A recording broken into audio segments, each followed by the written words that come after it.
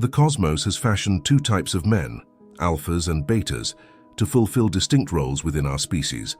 Alphas lead and propagate, while betas are followers and supporters. Historical data implies that traditionally only about 1 in 16 men managed to reproduce, though nowadays more betas manage to do so, thanks to societal structures like marriage. This ratio, though historic, might still offer insight into the distribution between alphas and betas today, suggesting a continuity in these dynamics.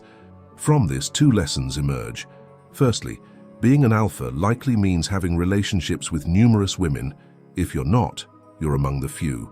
Secondly, as a beta, the road is tougher, given that alphas represent just the top 6% of men. TRP aims to educate both groups, helping betas emulate alphas, and alphas to further hone and leverage their advantages in the sexual marketplace. By nature, women use men for protection, resources, and reproduction, particularly in interactions with alpha males, largely due to their physical vulnerabilities. The term manipulation might sound harsh, as it implies deceit. However, it effectively captures the subtle art women employ, leveraging their value in ways that are not always straightforward, often dictated by a clever, self-serving, and tactical approach.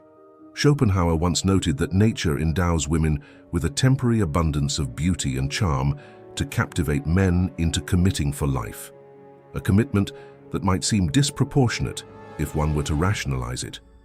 Women depend more on men for survival than vice versa, leading them to develop sophisticated strategies to extract benefits from beta males independently. This often manifests as a keen instinct for interpersonal negotiation, where women continuously test their relationships to maximize their gains while minimizing their contributions. A typical instance is the trope of the cheating housewife, who many might find hard to fault when considering the husband's demeanor.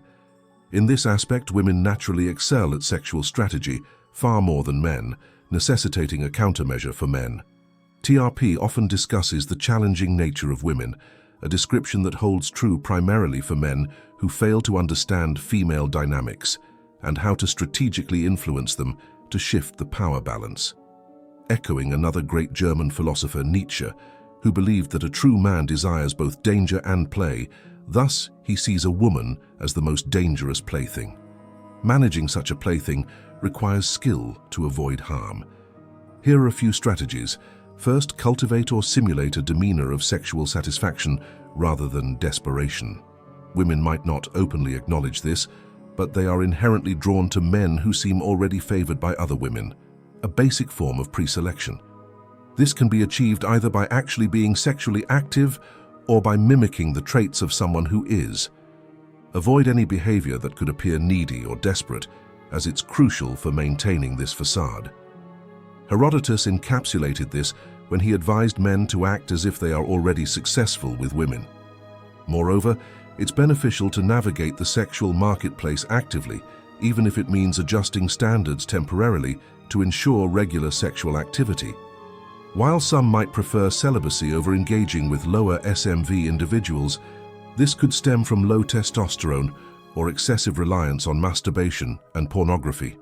TRP divides into two philosophies. One advocates using women, and the other promotes a more engaging interaction with them. I align with the latter. Second, behave as though women are inherently meant to serve you. The most appealing psychological traits in a man combine narcissism and contentment.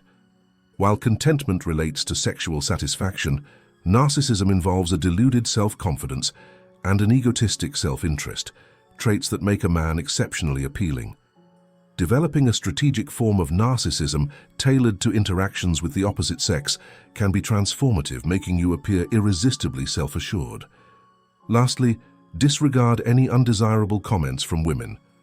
The most effective way to maintain your desired dynamic in interactions is to selectively ignore comments or behaviors that don't align with your expectations.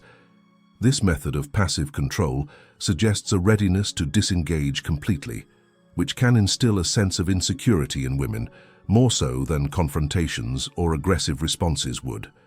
This approach reinforces your dominance and control, ensuring that interactions play out on your terms. In conclusion, The sexual marketplace might seem like a game only when men fail to master the art of aligning interactions to favor their inherent alpha traits over accommodating female preferences.